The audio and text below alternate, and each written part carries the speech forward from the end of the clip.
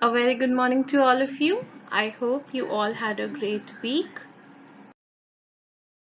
We are going to begin with English Literature's second chapter, which is,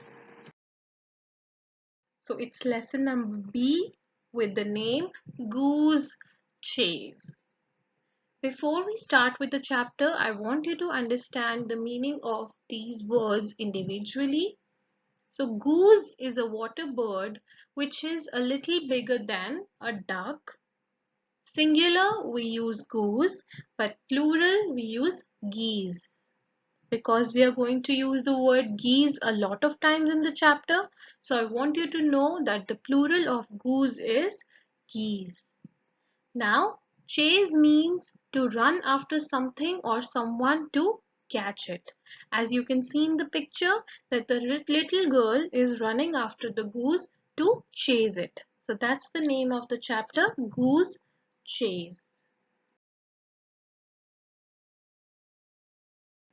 This is a story about four girls and four geese where a misunderstanding make the girl do something really stupid which they shouldn't be doing, which is wrong. They made a plan to do something which was not correct at all. Let's see what was the plan and what is the story all about.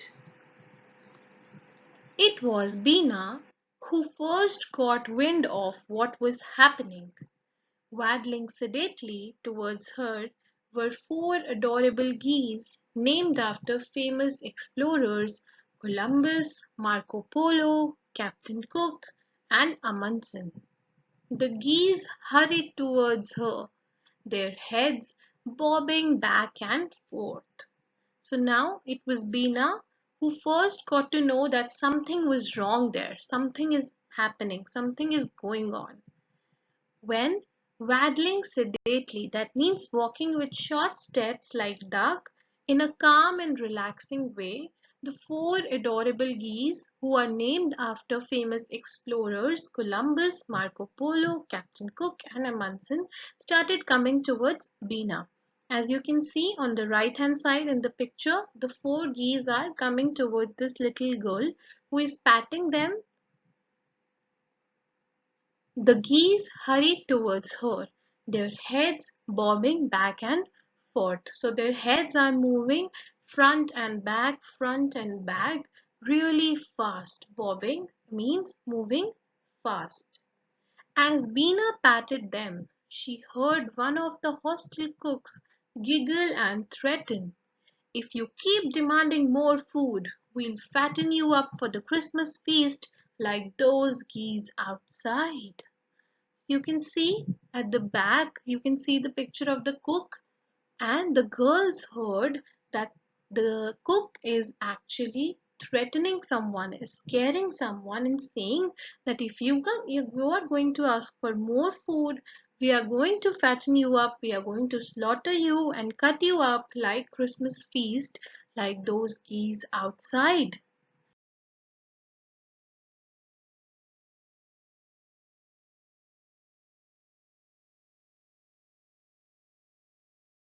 About the famous explorers Columbus, Marco Polo, Captain Cook, Amundsen, on whose name the geese were named. So Columbus made 4 trips across Atlantic. He actually wanted to find a way to India, which he couldn't do even after 4 of his expeditions. Marco Polo explored China. Captain Cook explored North America and Alaska.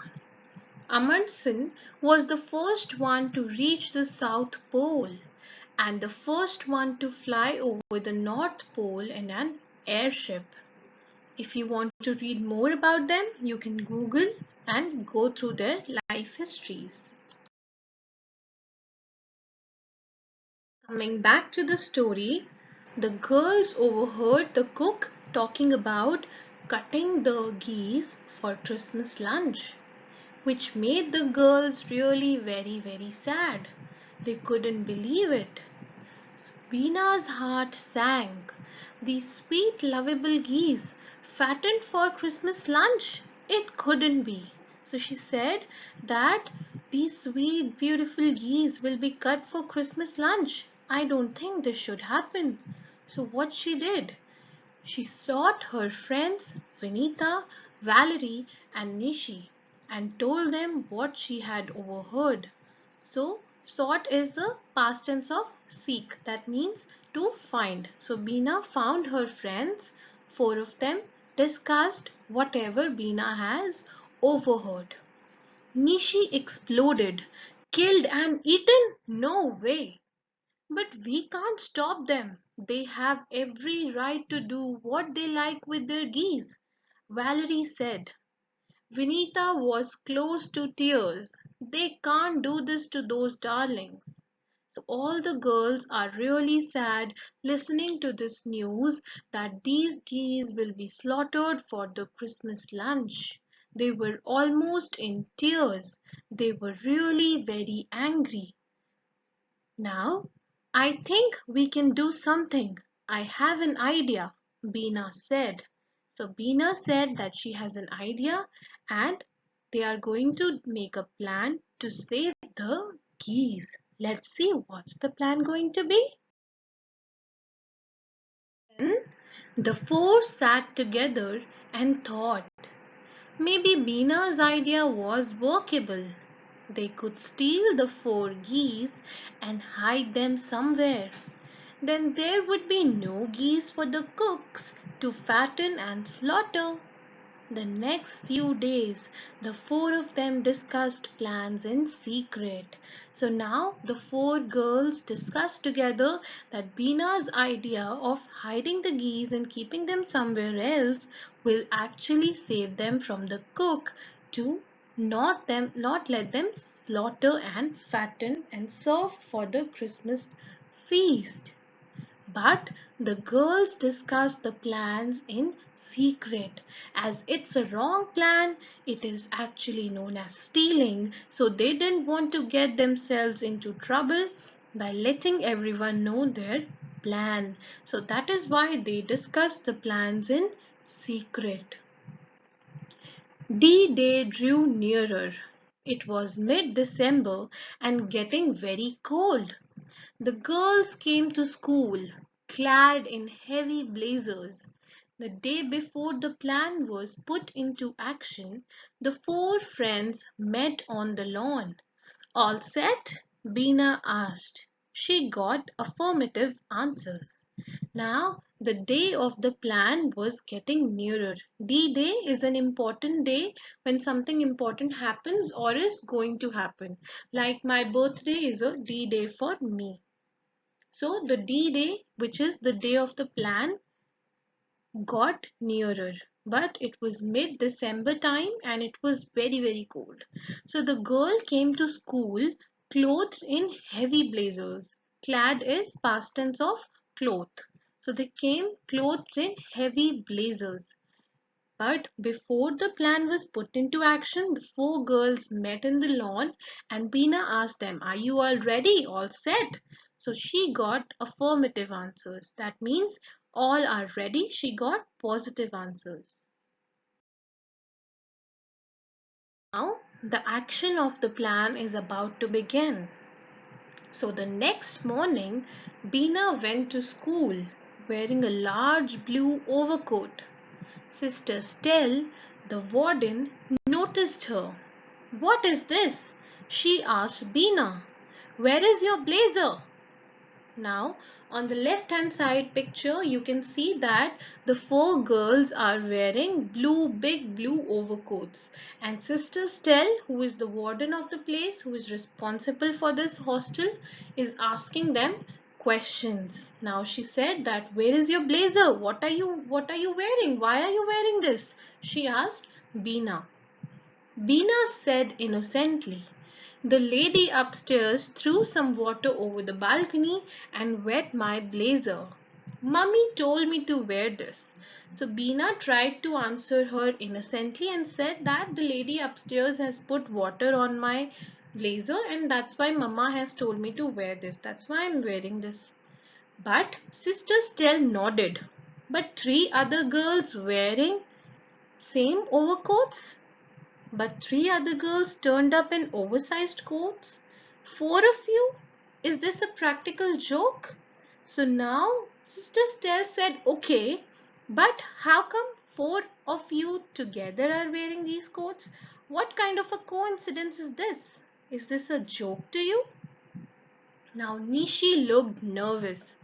Bina said quickly, what a coincidence! Four of us turning up like this? There was a pause. Sister Stell smiled knowingly. Go on, go to your class. But don't let coincidences like this happen too often. The girls fled to their classroom. The others stared at them in surprise. Now Bina answered to her that, what a coincidence is this? It's by chance, Sister Stell, that four of us are wearing the same kind of blazer. It's totally by chance. But Sister Stell smiled knowingly. She knew that something fishy is going on between these girls. But she ignored and said that go to your classes, but don't let these chances happen too often. So the girls ran toward their classrooms, and everybody else was looking at them with surprise as what these girls are up to. Now, the moment classes were over for that day, the four friends charged out. They disappeared down the corridor, past the library and assembly hall, across the courtyard, and towards the kitchen. What luck! There's nobody here, Bina said. So now, as soon as the classes got over for the day, the four friends ran towards the kitchen. They crossed the library, they crossed the assembly hall towards the courtyard, and they came to the kitchen. And Bina said, what luck! There's nobody here, there's no cook here, and we can easily save the keys. Just then, as if on cue, the four geese walked out from behind a bush. Grab them, yelled Nishi, forgetting to whisper as she lunged at Columbus. Now, as soon as the girls were talking about these geese, they came from behind a bush and Nishi yelled, grab them! So all of them were in charge of grabbing each geese. So Nishi said, grab them, and she said really loudly, and she forgot that she has to do this thing in silence by whispering. As she lunged at Columbus, she made a sudden movement to catch Columbus. Lunged means to make a sudden movement to catch something. So she ran towards Columbus to catch Columbus. Valerie ran after Amundsen. Vinita ran after Captain Cook, who was scurrying across the cabbage patch. Bina caught Marco Polo and tossed him inside her overcoat. So now each girl is catching each geese. And then Valerie caught Amundsen. Vinita ran after Captain Cook, who was running with short, quick steps in the cabbage farm, in the cabbage patch. And Bina took Marco Polo and threw him inside her overcoat. But he was larger than she thought, so he stuck out conspicuously as he struggled to free himself. Now, it was larger than Bina had thought. Marco Polo was larger than Bina has thought. So he came out, he struck out his head out of the blazer and in a way which was easy to notice. Conspicuously means in a way which was easy to notice. And he struggled to free himself. He was stuck in this coat and he wanted to free himself. So he was easily visible to everyone that something is going on in Bina's coat. Let's see what happens next. Bina ignored him and shouted instructions to the others. Get him from over there. Oh no, he's gone. Behind the bench. Go from this side. Got him. Oh, there he is. Quick, get him. Great. So now Bina ignored the movement made by Marco Polo and started giving instructions to everybody else to catch each geese. And the whole chaotic situation is going on. On the left hand side in the picture, you can see that Bina is holding Marco Polo and standing there giving instructions to everybody else. Nishi gripped Amundsen tightly. Christopher Columbus, having fled from Valerie, ran round and round a cactus bush. So now Nishi gripped Amundsen and Christopher Columbus fled from Valerie, ran away from Valerie and behind the cactus bush. So all this chaos is going on, and only then let's see what happened. That's enough! A sharp authoritarian voice lashed out. The girls looked up with dread. Sister Stell stood in the doorway, tall and unapproachable. There was pin-drop silence for a few seconds. Now, while these things are going on, everyone is running behind everyone, and then these girls heard an authoritarian voice, that means a strict voice of Sister Stell, saying, "That's enough." And the girls looked up with dread. That means they were really scared. Sister Stell was standing in the doorway and she was really not in a friendly tone. She was really very, very angry. And then it was pin drop silence for a few seconds. Nobody spoke, nobody moved. It was pin drop silence. Then, as Valerie and Vinita whirled round, their prey fled, cackling loudly, to safer pastures. Sister Stell looked sternly at them.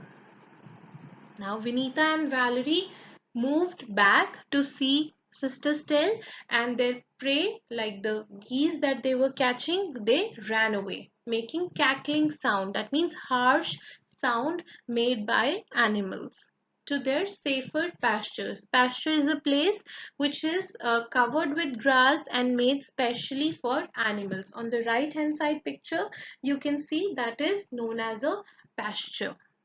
Sister Stell looked sternly at them, that means in a serious manner. Now what is this about? She asked in a quite icy voice. Your idea of fun, is it? There was a deathly silence. So now she asked, what is this all about? What is this going on? And she was really angry. Her tone was full of anger. Is this something funny? Is this your idea of fun? And everything was silent once again. From inside Bina's coat, Marco Polo gave an indignant squawk. Bina dumped him on the ground. He shook back his ruffled feather indignantly and trundled off. Nishi put Amundsen down and he waddled off too. Now, from inside Bina's coat, Marco Polo was giving a serious and full of anger squawk. Indignant means a feeling of anger, and squawk is a loud, harsh noise of a bird, like kee, kee, like that. All right. So Bina just tossed him off on the ground, and she got really angry. But Marco Polo ruffled his feathers and went off. Amundsen also went off and he waddled. So waddled means to move in short steps. While all this is going on, Sister Stell said sternly, "So what's your explanation?" The four of them exchanged glances. Now everything is going on, and then Sister Stell asked for an explanation, but none of them had the answer, so they started looking at each other as to who is going to answer Sister Stell. We didn't really mean to, Sister Stell. We just thought it was cruel. We are so fond of them. It's not fair to eat them. We love them so much. After all, there are so many other animals in the whole world. Why eat these? So the girls started giving their own explanations that why were they doing so many things? Why were they trying to save the geese? That we are so fond of them, we love them. Why do you want to eat them? And there are so many other animals in the world. Why would someone want to eat these lovable, beautiful geese? And then Sister Stell raised one hand to silence them. One of you explain. Now Sister Stell wanted to know the full thing. Whatever was going on, she said that one of you explain me the whole thing. Then Bina explained the situation, what they overheard, why they planned this, and how all this happened. Rescuing them, Sister Stell roared with laughter. Whatever gave you the girls the idea we were going to kill and eat them? Certainly not. They are yours to play with and look after.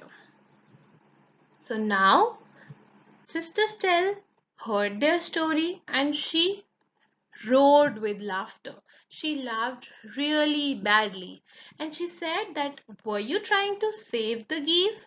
I don't know what gave you the girls' idea that we are going to kill and eat them. That is not going to happen. That is not what happens here.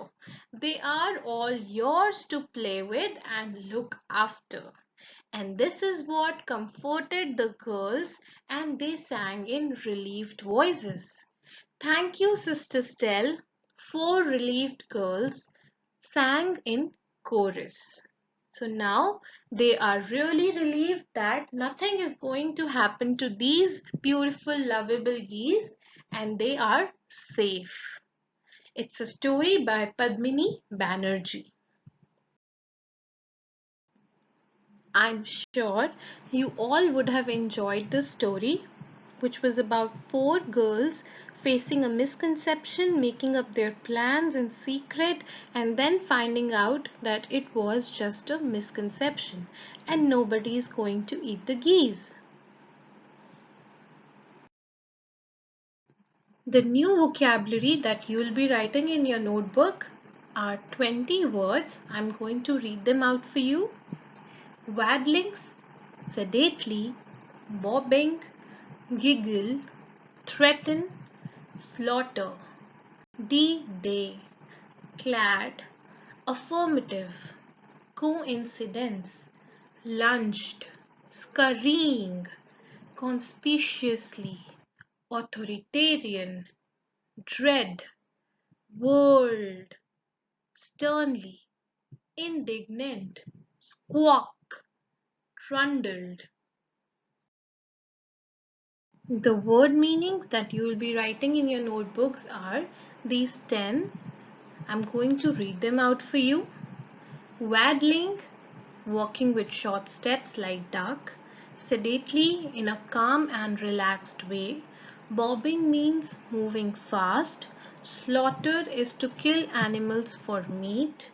D-Day, a day on which something important happens or is going to happen.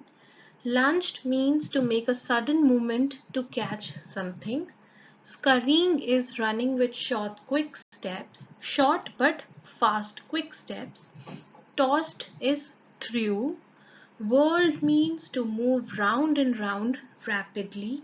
Indignant means feeling of anger because you have been treated badly or unfairly. The 5 words for make sentences are waddling, sedately, slaughter, lunged, and tossed. So I have given my sentences over here, but you are going to write your own sentences. I'm repeating again, I don't want anyone to write the sentences that I have written here. This is just for your reference so that you know that how to use these words in a sentence. So I'm going to read these sentences for you once. Waddling. After my cricket coaching, I got so tired that I was waddling towards home. That means walking slowly. Sedately. The movie started sedately before the plot began to twist and turn. In a relaxed and calmly way, the movie started, but then the plot began to twist and turn. Slaughter.